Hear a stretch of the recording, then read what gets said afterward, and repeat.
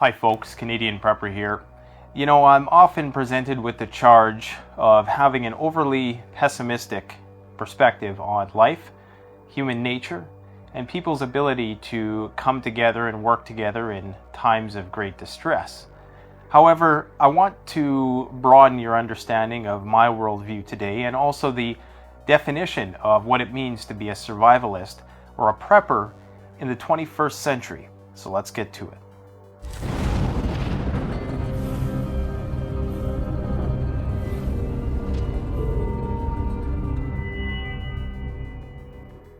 I would encourage any of you who haven't seen it yet to check out the installment of the After the Collapse series called The Total Survivor. In many ways, it complements this video. Feel free to check it out when you have time. I'm sure you won't be disappointed. I personally think it's one of the best videos that I've ever done. Alright, so I need to make it abundantly clear to all of the trolls on the channel who like to just stop in for a bit and criticize myself and other people of the preparedness mindset that we're too cynical and that we're doomers and that we sit here and we count down the minutes to shit hits the fan in order to hopefully give our lives some meaning and purpose, because that's the only way we can ever have that purpose anymore, because we've invested so much time and energy into this preparedness thing that if something were not to happen, then all our efforts would be in vain. But of course, it's never in vain. There's always going to be some utility to it. Whether it's of yourself, it might be your successors, it might be your children, your children's children, that benefit from all of the measures that you've put in place with regards to your emphasis on preparedness. Now, I just want to say though that prepping isn't just about waiting for shit hits the fan. I want to broaden the definition of what it means to be a survivalist. And it's much more to me about thriving. It's about prosperity.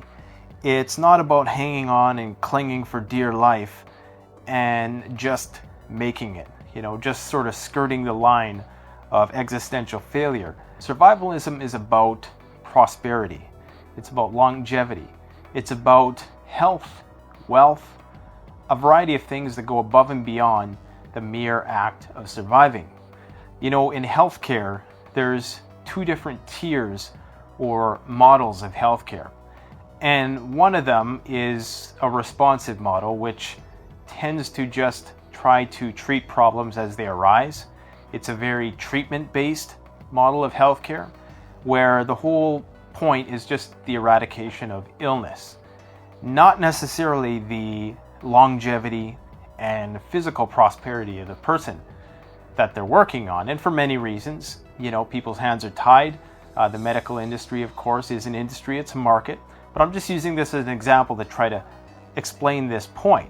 So you also have another model in healthcare which does seek this sort of holistic health, which seeks to be more proactive and go above and beyond mere treatment-based approaches and just throwing medications at problems, but seeks prevention and seeks physical prosperity and wealth in a physical sense.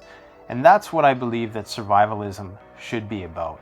It's not just about waiting for shit hits the fan so you can be the lone survivor.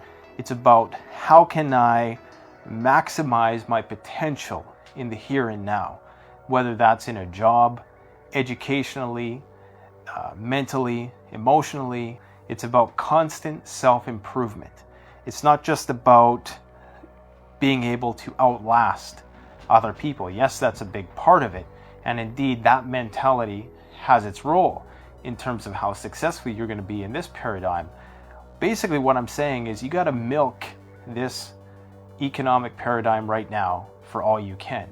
Because when it does inevitably collapse and that whole debt bubble just decides to burst, or somebody decides to pop it one day, then you'll be in a much better position.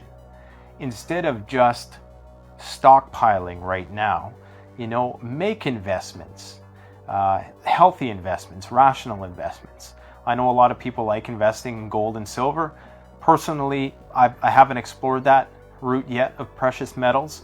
I've made many videos stating why I haven't, but you can still partake in the system to an extent. Don't totally alienate yourself from something which might empower you. Now, of course, you must balance self-reliance pursuits and your ability to be very engaged in this system and be prosperous in it, because you can't really be on the homestead and be a business owner at the same time in most cases. And don't get me wrong, you can do that, but the extent to which you can is limited, because unfortunately all the money's in the big cities. If you want to make lots of money, you got to live in the cities. Of course, lots of that gets gobbled up in high rent and expenses and whatnot, of course. In a world where we're preoccupied with decadent behavior, a prepper favors function over fashion in most cases. That doesn't mean that you can't indulge, that you can't partake in leisure activities, recreational activities. It just means that when compared to the average person who's very absorbed in the decadence of the modern era, you are far more functionally minded. And what do I mean by more functionally minded?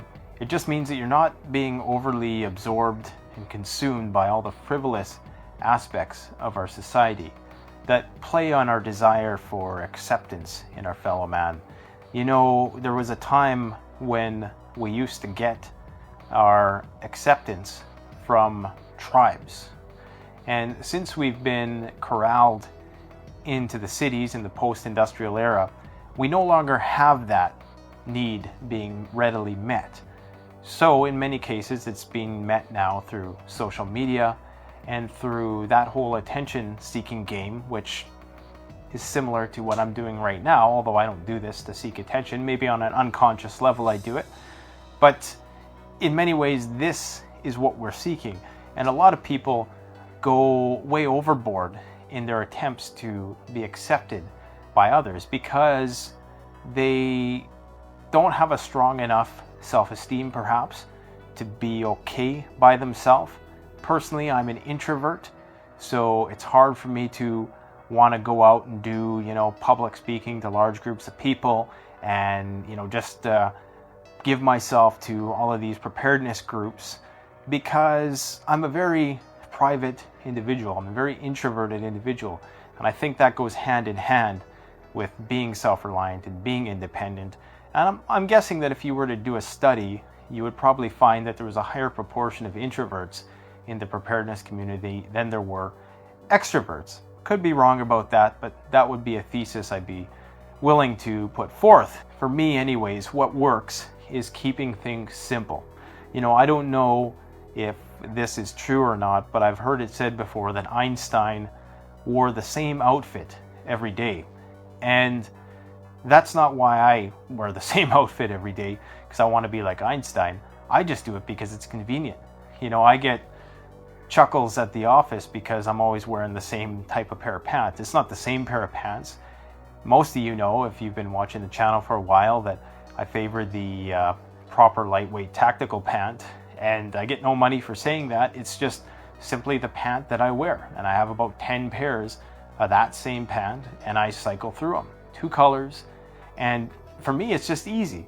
For me it's easy to just shave my head, not have to worry about what my hair looks like when I go out. What are some other examples? The vehicle I drive.